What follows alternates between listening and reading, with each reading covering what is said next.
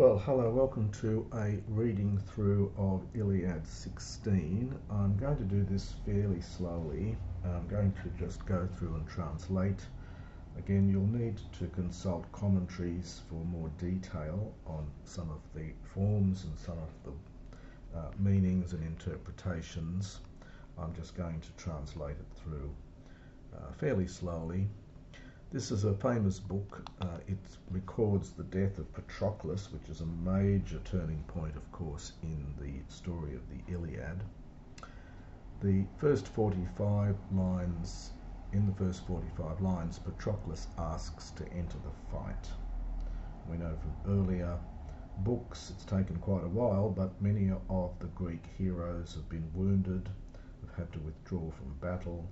The Achaeans are doing very badly at the hands of Hector, and Patroklos has got it into his head that he is going to enter the fray because Achilles, of course, refuses to fight after his altercation with Agamemnon right the way back in Book 1. So he begins here, Hos hoi men perineos eu selmoio makonton. I won't always read out the Greek. My Greek pronunciation's not great, and it's hard to get the meter going as well. Just notice in here we've got a diaeresis, which means that the epsilon upsilon, which would normally be one syllable, has been broken into two. That's for the sake of meter.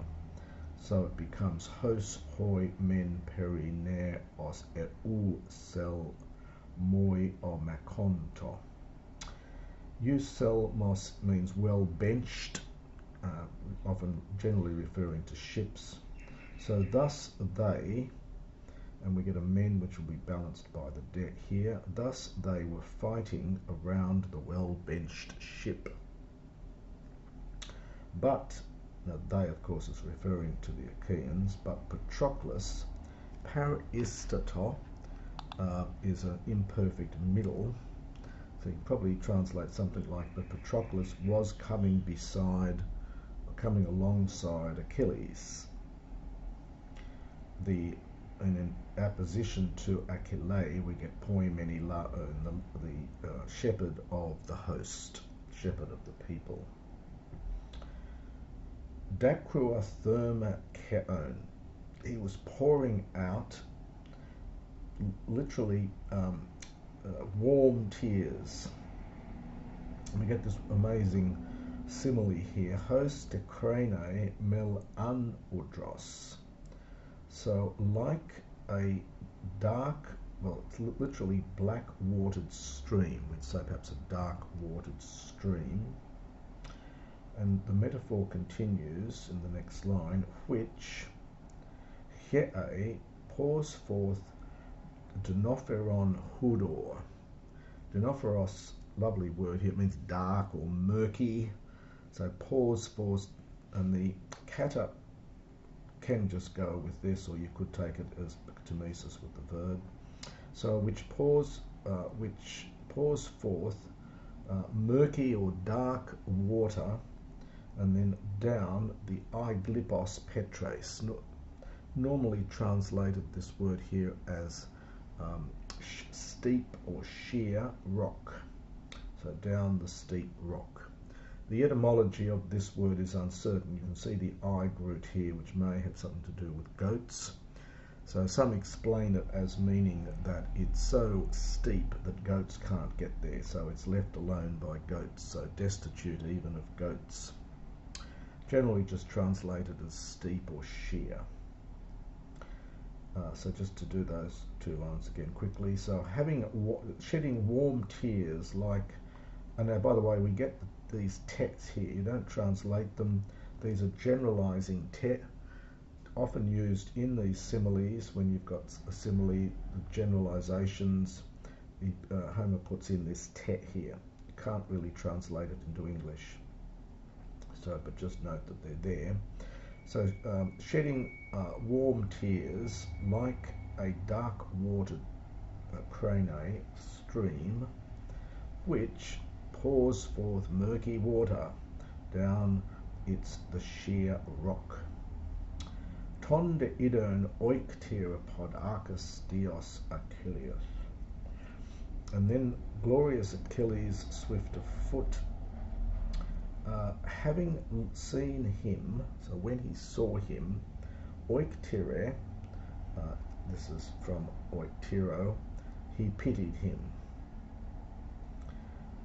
And Phonasos, having spoken, he addressed him with winged words. This takes a double accusative here, so we get the min for auton, and then epia with the traditional winged words. The idea being that the words leave your mouth, invisible words, and they fly to the person's ear. Hence, they must have wings to get from your mouth to their ear. It's a standard phrase in Homer. So, having spoken, he addressed him with winged words. Tipte. Now, tipte, common expression in Homer, it's for ti poti, why ever. So it's not an imperative, it's got nothing to do with the verb, it's ti poti, why ever, dead da cruci, have you been crying, O Patroklos? We have this another extended metaphor here, which goes all the way down to verse 10, and it's slightly demeaning of poor old Patroklos, I thought. So, ute, like to, so like a kure, like a girl, a napie, a foolish girl, possibly connected with ne plus epos, so young and unable to speak, so hence foolish or silly. So like a silly girl who, now the Hummer goes really with this expression here, who running, it's alongside her mother. Again, we get the generalizing te here. So who running alongside her mother, anoge from anoga, bids her, this is perfect in form, present in meaning, bids an helesthai from anhyreo to be taken up. So she wants to be lifted up. And she's haptomine, she's touching, present participle from haptomai, and it takes a genitive. A anu for normal the normal form is he anu. It means a dress or a gown. It's connected with henumi, to put on.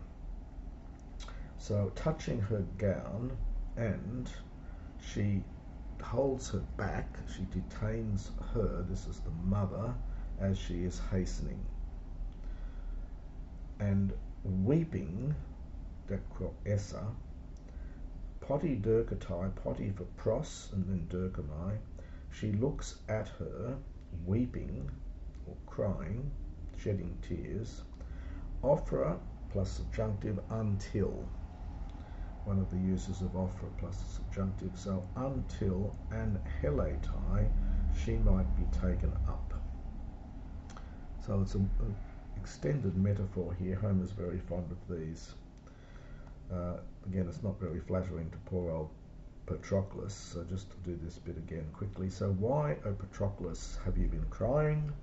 Like some silly girl who, running alongside her mother, bids to be taken up, or almost demands to be taken up, touching her robe, and she detains her, that is the mother, as she is making haste. This is from Suo. And weeping, she looks at her, so she looks at her in tears until she might be taken up, she might be picked up. Te hikalos, like to her, O Patroklos, abas, from abo, you are shedding. Now the kata goes with the abas. Technically this is called a preverb in Homeric Greek. It's like Tomesis in later Greek, but the argument is that the kata wasn't at this stage connected with the abas in the first place. This is really almost adverbial. And then later the two get combined, and then you do get genuine Tomesis when they get uncombined. So I will call it Tomesis, but linguists have different terms for these things. So, like to her, O Patroklos, you are shedding. A pteron goes with dacruon, a gentle or tender tear. Now he then asks various questions. A and A, they're well, there's a question mark all the way down here. So these are sort of questions he's asking. So either Piphauskai, this is the second person uncontracted. In later Greek, these would have combined to an eta and the iota goes subscript. This is a reduplicated present. The root of this is phao in the middle, you can see it there. And then you get a reduplication, and then you get this iterative infix, this present infix. A lot of Homeric verbs do this. They take the basic root, they add the iterative sk here at the end, and then they do a reduplication. So they're sometimes called reduplicated presents. So either are you declaring, are you making known something to the myrmidons, or are you making it known to me myself would be emauto in later Greek, or have you alone heard some message, and the X goes with the thea. Notice the accent there. You don't normally get an accent with ek, and it's X before the vowel, I think, here. So X, and it goes with thea. So are you making something known to the myrmidons or to me, or have you alone, oios, have you heard some report from thea? And then what are the possible reports? The man for main. It's shortened here for the sake of meter.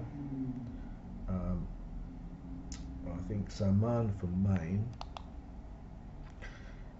So indeed, they say that Menoetius is still alive, still to live. They say that he's still alive. Menoetius, I think, is the father of Patroklos. Menoetius, the son of Actor, genitive there. And they say that Peleus, the son of Iacchus, Zoe, well, no, it's not they say anymore, it's because it's Zoe, and Peleus, the son of Iacchus, is alive among the myrmidons. Dative plural there. Tone ken mal amphoteron akakoimetha tethneoton. The main verb here is, this is an aorist, an irregular aorist form. It's from the verb akuo. If you're looking it up, it's alpha, kappa, epsilon, upsilon. So it's akuo, to grieve. This is an irregular, reduplicated aorist. Hence we get the cat here, which you'd expect a cat, but anyway, it's a very strange form of this, from akuo, to grieve. So, and it's with ket, and it's an optative. So we would grieve very much for both of these men, that is our fathers, tethneoton, participle from thnesco, if they were dead. So of them having died. So we would say if they were dead. So we would grieve very much for them if they were dead. So here's another option. We've had several up here. Are you giving some news to the myrmidons or me, or have you heard some report back from Thea, or, and this of course is the main reason, are you indeed ola furiae, are you grieving, again second person uncontracted, and it's taking a partitive genitive, are you grieving, in fact, don't forget the particles, over the Argives, hosts, since olekonto, they are being killed, from oleko, this is a passive here. Since they are being killed, notice the accent on epi, so it's going with Nausin, at, around, or perhaps at the hollow ships, on account of, and this is interesting here because he puts space at the end, on account of their own hyperbasia. Hyperbasia, to put it into Latin, is transgression. It's from hyperbino, to overstep the mark, and hence to transgress.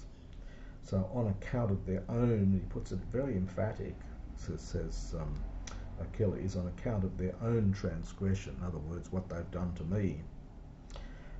Ex audas, speak, do not, kuthe is from kutho, imperative, do not hide it in your mind, in order that both of us might know, that we might know. This again is a subjunctive with a short vowel, very common in Homer for the sake of meter. So in order that we might both know, this is from oida. And that is the first few lines of book 16.